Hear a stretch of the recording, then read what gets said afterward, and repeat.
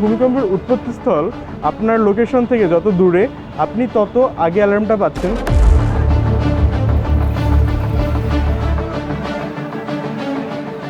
আপনার বাসার পাশ থেকে যদি ভারী একটা গাড়ি চলে যায় তখনও তো বিল্ডিংটা একটু কাঁপে। আপনার বাসায় যখন কলিং বেল দেওয়া হয় তখনও তো একটা কম্পন তৈরি হয়। বাংলাদেশের মানুষের স্বার্থে বাংলাদেশ গভর্নমেন্টকে পুরো বিনামূল্যে গিফট করতে চাই। ছোটোবেলা থেকে দেখে আসছি যে ভূমিকম্প যখন হয় অনেক প্যানিক করে মানুষ।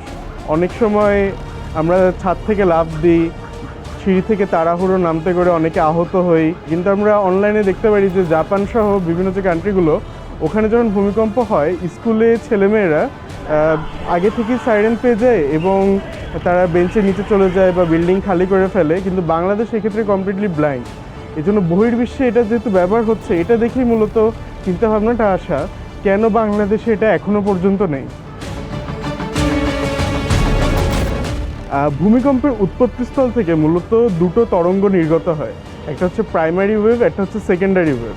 আমরা যে বলি ভূমিকম্পের আগে কিছু পশু পাখি টের পায়, ওরা মূলত প্রাইমারি ওয়েভটা ডিটেক্ট করতে পারে। এটা খুব অল্প একটা সময়ের জন্য খুব তাড়াতাড়ি চলে যায় আর খুব মৃদু একটা ঝাঁকুনি হয়, সুতরাং এটা হিউম্যান বডি ফিল করতে পারে না, যেটা কিনা ওই পশু পাখিরা ফিল করতে পারে। সুতরাং প্রাইমারি ওয়েভটা ডিটেক্ট করার ফলে যেটা কিনা ধ্বংসাত্মক সেকেন্ডারি ওয়েভ, ওটার আগেই আমরা সতর্কবার্তাটা পেয়ে যাই।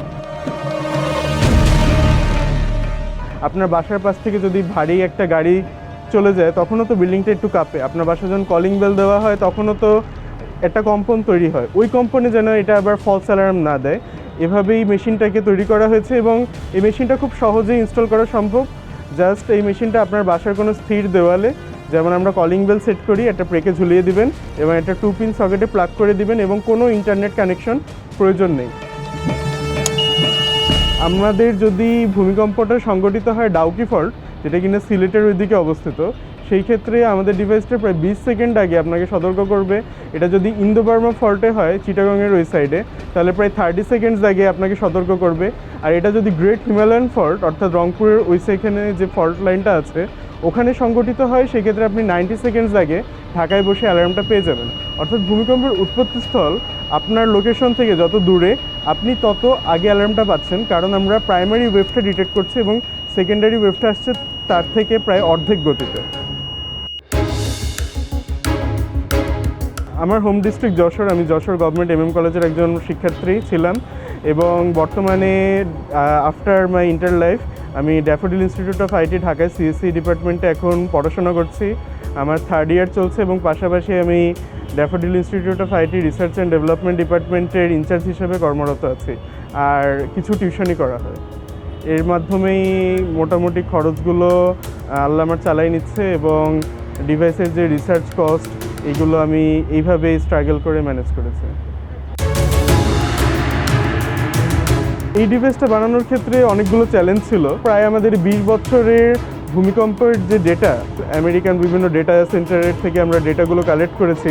ক্ষুদ্র একটা চিপের মধ্যে এত ভারী একটা ডেটা ইনপুট করে ওটা ট্রেন করে ওই মডেলটাকে ওই চিপের মধ্যে চালানো, এইটা আর কি অনেকটা ডিফিকাল্টিস ফেস হয়েছে। কিন্তু তার থেকে যেটা বড় ডিফিকাল্টিস ছিল, বহির্বিশ্বে যে ডিভাইসগুলো অ্যাভেলেবেল সেগুলোর দাম প্রায় $200 আশেপাশে, প্রায় 25 থেকে 30 হাজার টাকা। সেটা যখন আমরা যদি ওই ডিভাইসটা দেশে নিয়ে আসি, এটা প্রায় 40-50 হাজার টাকা হয়ে যাবে।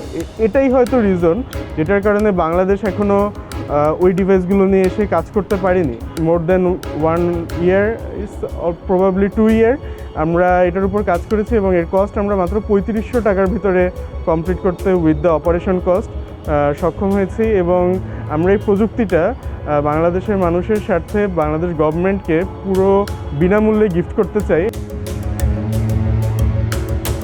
অ্যাকচুয়ালি আমরা যারা ইউথ আছি তাদেরকেই আর কি যার যার এক্সপার্টাইজ নিয়ে এগিয়ে আসতে হবে এবং যেখানে আমরা যে বাংলাদেশের সমস্যাগুলো ফেস করি, আমার কোনো এক্সপার্টাইজ সেটা কি কাজে লাগাতে পারি কিনা সেই সমস্যা সলভ করতে, সেটাই আর কি মেইন টার্গেট এবং সমস্যার সমাধানের জন্যই ভবিষ্যতে কাজ করার পরিকল্পনা থাকবে।